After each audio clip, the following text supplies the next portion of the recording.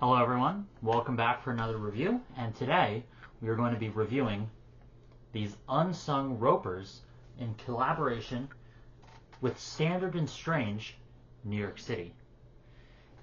These are from the very popular and prestigious heritage boot brand Unsung House, based out of Nashville, Tennessee. These are their Jim Casy ropers, named after the preacher character Jim Casy from John Steinbeck's The Grapes of Wrath. Very good book, very poignant book, and a very deep novel. And this is about the character named Jim Casy, who was a preacher a former preacher, who eventually came to realize that he was just taking advantage of his position, and he started questioning who he was, yet couldn't help but preach wherever he went, joining the main family along their travels out of Oklahoma into California. These boots are meant, to my understanding, to be somewhat representative of that ethos of traveling for the working man and understanding yourself. It might be a bit too deep for something that's just a piece of footwear, but if you're named after a character, quite literally named after the character from a John Steinbeck novel, you're going to have to consider as a consumer how that character and their name influenced the design of the product. Now, this is a roper, a classic standard piece of Western wear. These are not cowboy boots. I mean, they are, but they aren't. They were made for ropers in rodeos to be able to wear Western wear while still being more maneuverable while wrangling, I think it was calves or cows or young bulls. And what defines a roper really is two, maybe three things. A short block heel, not a Western heel which has an angle, a short block heel, that is key. A wide / accommodating anatomical foot, and a short shaft. That's about it. It could have a toe bug, it could have shaft decorations, it could have a leather sole, it could have, this is a leather sole with a rubber sole guard from Vibram. It could be, it could have piping, it could have no piping.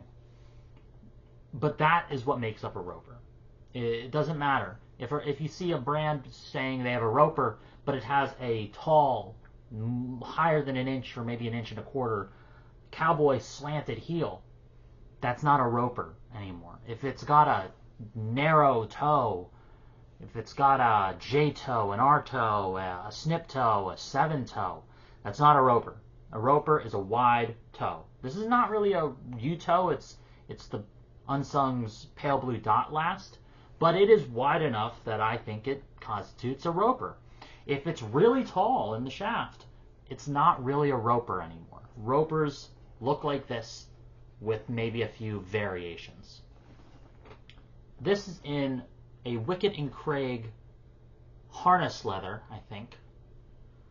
It's the Roughout. Oh, no, I believe it's a bridle leather, actually. It's a Roughout leather.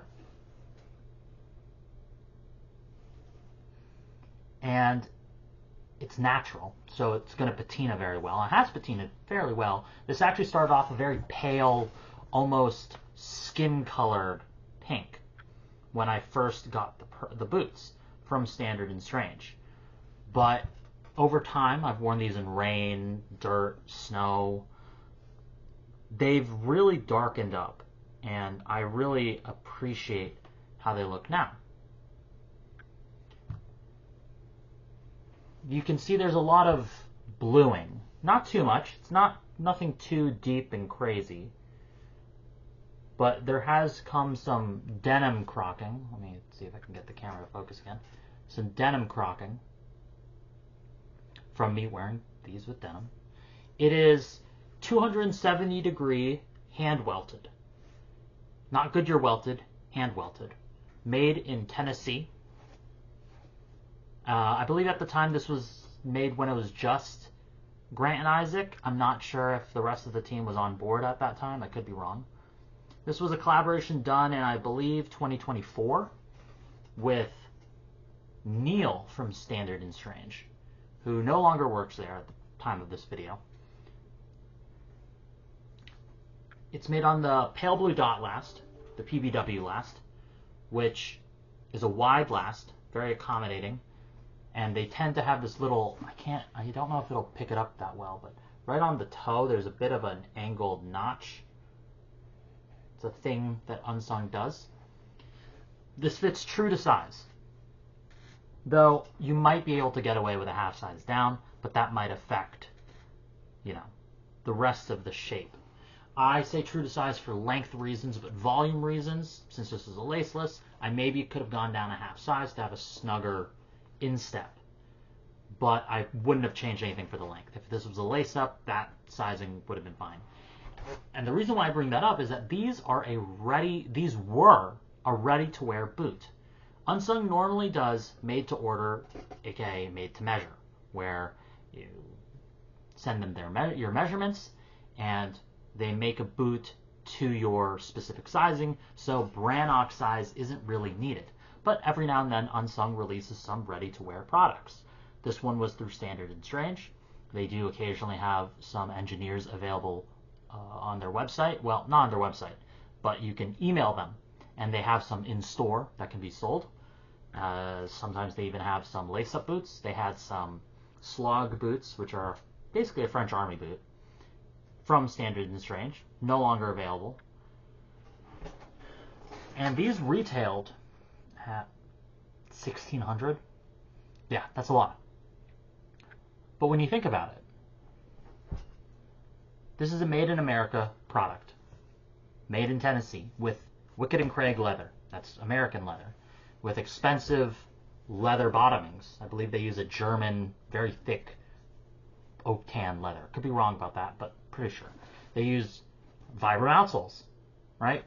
They use a branded, I don't know how well that shows up, but branded Dr. Soul heels. And it has a little horse there with a moon. I don't know if it's coming up very well, but there's the horse. There's the moon up there. And it says Quarter Horse Tennessee Steppers. And that's a horseshoe. That's pretty cool, right? But in order to get this type of custom outsole from Dr. Soul, you need to have a large minimum. It was in a collaboration with Standard and Strange, and so that tends to add up, especially if you know your boots. But at the same time, there are made-in-America brands that sell much cheaper. Nicks, Whites, all the Pacific Northwest makers sell for the 600s. Old Speed sells for the 600s, 700s. New River Boots sells starting at 800. Alden sells in the 700s. Allen Edmonds, I think, is still made in the USA. Not sure, but they're in the mid-range 300s, right? So at the end of the day, what's that extra cost for? Is it the brand? Definitely. Is it the fact that it's not coming out of a factory, but out of a small team? Definitely. Is it a barrier to entry? Sometimes that's a thing. You have increased price ranges in order to limit the amount of customers you can get. Potentially. I mean, I know that's the case for Lisa Sorrell, a cowboy boot legend. 10 grand for a pair of boots.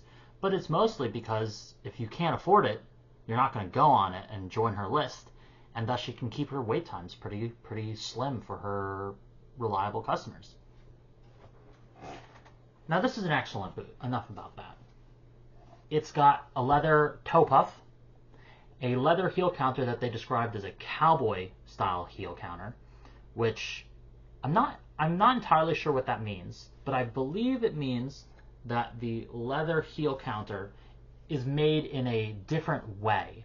It's much more stable at the bottom here than up here. Like, it's really soft here, but right here it's thick, and right at the back line it's really thick. So it's very interesting. It's got a piece of stabilizing structure right here to create this little curve, right? That gives it a lot of shape and character. And it's really stable up here, which I believe actually works really well because it doesn't have piping. A lot of cowboy boots have piping because the shaft is two pieces of leather that come in from the front and the back and are stitched together and have a piece of piping done that also adds a lot of stability so that the shaft does not sag. Instead, that structure is here. You can see I put my initials in there. Wrote that with a paint pen, 9.5, Jim Casey. Now let me show you the other one. Here's the other one. Very beautiful product. It's not perfect, which is something I kind of had to get used to. It was a bit of cope, I will admit. It was a bit of cope that a product this expensive you would expect to be flawless. The fit wasn't perfect. Some of the stitching is wonky. For a while, there was a section of the lining that bunched up in a weird way. Every now and then around the seams, you might be able to find lines from their silver marker, right? I believe on this one. I don't know if you'll be able to see it well, but right in there, there's technically some silver marker pen still visible from when they were creating the pattern, right? And for a while I wasn't sure how I felt about that. Was it okay for a brand that sells products at that price to have anything less than perfect quality? After a while I came to the conclusion, yeah, it's fine. The reason being, if I want perfection, I'm going to get a factory-made boot or factory-made shoe. I want something that is handmade, though. And handmade means there will be flaws. Now, there are some handmade makers and there are some handmade enthusiasts who will argue, rightfully so, that a product that is over 4 digits, even upper 3 digits, should be flawless. And that's valid. If you look at White Cloud in Japan, those boots are flawless. They look like they were made by a machine, but they were made by hand. If you look at Roll Club, I've heard very similar things, but I've also heard every now and then there is some wonkiness. But I kind of enjoy seeing the flaws. It means there's a lot of character behind the boots. It means that they are not identical. It means that each pair was made individually. That the stitching was done by a person. And people make mistakes. There are some people who don't make any mistakes in their product or will take the extra time to guarantee no mistakes. But people make mistakes. And honestly, I'm okay with seeing them. As long as they are not structurally problematic, as long as they aren't so aesthetically poor, like a stitch is loose, or the stitching is missing, or it's completely wonky. A stitch a little wiggly here and there, personally, doesn't bother me. But that is per person. If you want your shoes to be perfect, Unsung might be a little bit of a shot in the dark. Now, these are older pairs. Brands and makers get better and better with the years. I have seen pairs of Unsungs that are absolutely flawless. These were not a made-to-measure pair. Perhaps they spend more time and effort in the quality control of a made-to-measure pair. These were a ready-to-wear pair, a ready-to-buy. So they were a little bit more mass-produced. There were maybe 20 pairs ever made. That could definitely be why they're a little wonkier. not as much individualism went into these pairs. And you know what? That's okay with me. I have pairs that look flawless that were cheaper. I have these pairs that are more expensive that are a little flawed. And I'm okay with that. But that's me. You might not be, and that is absolutely okay. If you demand perfection from your footwear, that is within your rights, and I respect that. I demand quality, not necessarily perfection. I know the boots are quality. I have worn them through the paces. I have put miles and miles on them. They're not super worn in yet, but they're fairly worn in. The parts for me that are very important is the bottoming, is structure in the stitching, is the pattern, is the last good, is the construction quality something I like, are the materials good. I've worn this through rain and snow, and there may be the start of heel separation, but not even. I mean, that's actually not even heel separation. That little dark thing, that's actually just a piece of leather that I just rubbed off right now. You know, it's not really separation. There is just the starts of separation from the welt to the midsole. I've had boots that the leather actually looks like it's crumbling the moment you step foot in water. I had a pair of Oak Streets. I had a pair of Oak Street trench boots. I walked through a puddle, and when I came home, the leather was separating. Because it was poor quality, not that dense leather for the bottoming. You want good bottoming for your shoes. You want to be able to wear this through any weather. This is what's important for every weather. Whether or not this will survive will determine if you need another resole. A good upper is easy to come by. Good bottoming, a little harder, I find. Hand-welted, thick, dense leather, solid outsoles. It's a good product. I can't say much more to that. They did come with insoles. I believe they're over here. Nope, they're somewhere down here, actually. Aha.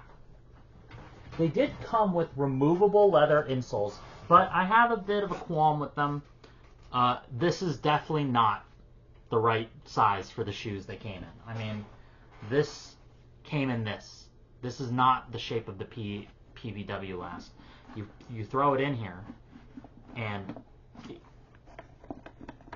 I mean, I know maybe you'd want to remove it, but it slides around, and it does not even cover the entire forefoot of the actual insole itself. These insoles were practically useless for this specific shoe. I believe I've used them on a few other shoes, but not this. This are Unsung Ropers. They are phenomenal boots. They're beautiful. They're aging well. They fit really well. I'm confident that if I got a pair of their made-to-measure products, they would be a dream. I mean, at this point, at this point I have 2 pairs of made-to-measure footwear. And so I believe I'm starting to get the right experience. So when I'm ready for a pair of made-to-measure Unsungs, I know the quality is going to be superb. They're great boots. I believe if you're interested, go for it. If you're worried about it not being perfect for the price, maybe look elsewhere. But it might be perfect now. That's my review of the Unsung Ropers. A little bit unorthodox review. I talked a lot more about the quality control and the origins, but these tend to be rambling reviews anyways. I have more things on the docket. I have a special pair right here. I've got some New River boots I want to review. Some cowboy boots once the weather gets nice enough again for my leather soles. I don't like wearing them in the snow and salt. Not my thing. Don't want to ruin the leather soles. I got some Wootens right there, the light tan boots right there. Boom. That I want to review. Got some Ken Diamonds that I want to review after my unboxing. Got my first pair of made-to-measure boots right here, my Sobreros. Love those boots. Can't wait to wear them more. I've got more to review, more to talk about. Oh, and what I'm wearing, I know this is usually at the beginning of the video. What I'm wearing right now are some Addict side zips out of Japan that I got from a friend on the Stitch Down Premium Discord. Shout out K Van Dev. We're the same size, so it's always nice to have a sizing buddy. Anyways, that's my rambling review of the Unsung Ropers with Standard and Strange Jim Casey's. Thank you.